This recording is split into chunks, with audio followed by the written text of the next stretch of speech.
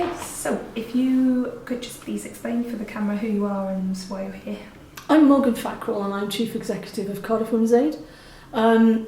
We deliver specialist domestic and sexual violence services in Cardiff. I'm also on the board of Welsh Women's Aid, but predominantly I'm here today because of our specialist children's and young people service, Safe As. Can you please tell us what Safe As is and what it does in practice? Okay, well, we created Safe As because up until the point a few years ago, we would deliver our children and young people services under the umbrella of Cardiff Women's Aid. We'd had some feedback to say that particularly young people and particularly young men felt that it was a barrier to engagement to have services delivered by Cardiff Women's Aid. So as part of a rebranding process that we did, in order to remove any extra barriers to service users, not only did we rebrand our main service delivery to adults, to women, into the Cardiff Women's Centre, which again, nice wide door, doesn't make any judgment. We created Safe As, which is the name of the branding name of the team of specialist children and young people's workers.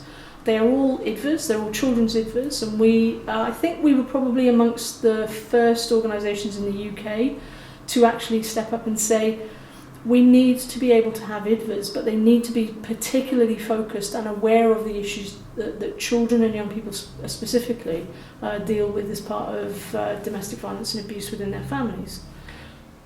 What's an IDVA, just for people who don't know? Yeah, it's an independent domestic violence advocate. Actually, it's an interesting question because IDVAs came in around about 10-15 years ago into the sector, and that was more about branding by the government to say that because we're going to put money into the sector, we want specific job titles and roles rather than just caseworkers or support workers, which are all woolly terms and don't necessarily mean anything. They wanted something to say that the domestic violence and domestic sexual violence advocate, in some terms, are independent in terms of any influence. So they're not influenced by the criminal justice system, they're not influenced by social services, and they're there specifically for the client. So we still use that term and we still send people on specific training amongst other things. And all it is really, it says, is that it's somebody that is specifically trained and will continue to have their skills increased around the area of working with people around domestic and sexual violence. Okay, thank you. Could you just talk us through the Safe As project in terms of an example of a child who might have gone through it and why they were there and what happened when they came through the service?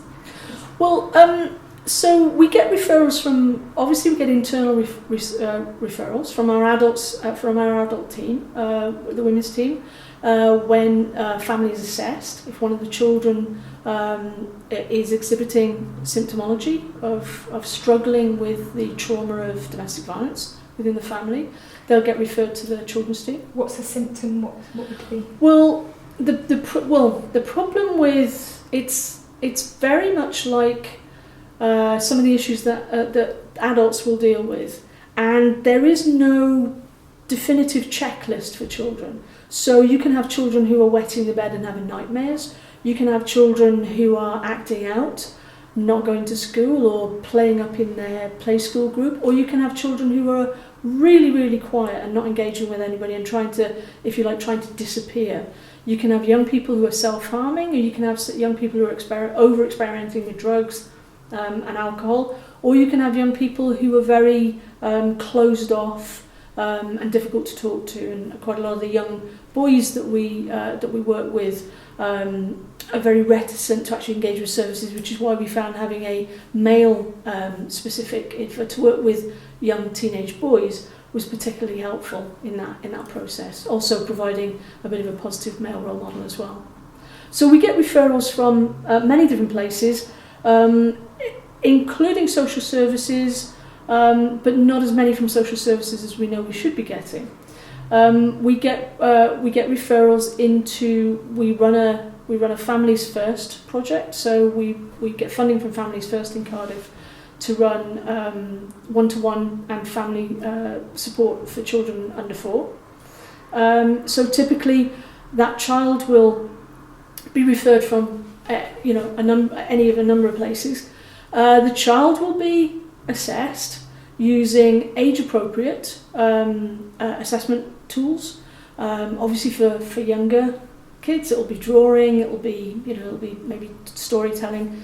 Mum, prime carer, will be in the room with that. If they're younger, if they're older, we sometimes go and actually have our first session at school. If it's a nice neutral place and they feel comfortable there.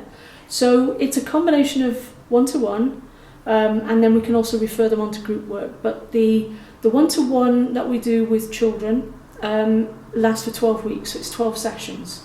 The workers can actually extend that if they feel that it will be beneficial to the child, or if they want to finish a piece of work. And over the 12 weeks, they can do it more intensely at the beginning and then tail off, or actually do it more gently at the beginning, again, wrapped around the needs of the child, because you have to build trust with children. And they may not even know why somebody strange is coming in and asking them to draw pictures about things that they've experienced. So it is very child-centred and very young person-centred. But we do, because we're a crisis service and because we do have a waiting list, and in some ways, much as we dislike doing it, you have to prioritise your resources, because I have X number of staff hours and I can't ask them to work, more than they can. We have to ration services, and so those services have to be rationed out to children who appear to be at the highest need in terms of their personal trauma, the highest at risk because they're in a family where there is active domestic and sexual violence going on. And we have to limit the amount of time that we can have engagement with that child and that mum, which is awful, and that's why we need to change the way that services are funded and the way that we do things. But that's the reality of life. My battery is about to die. Have we got 1 second? Could you just tell us what happens in the change for a child?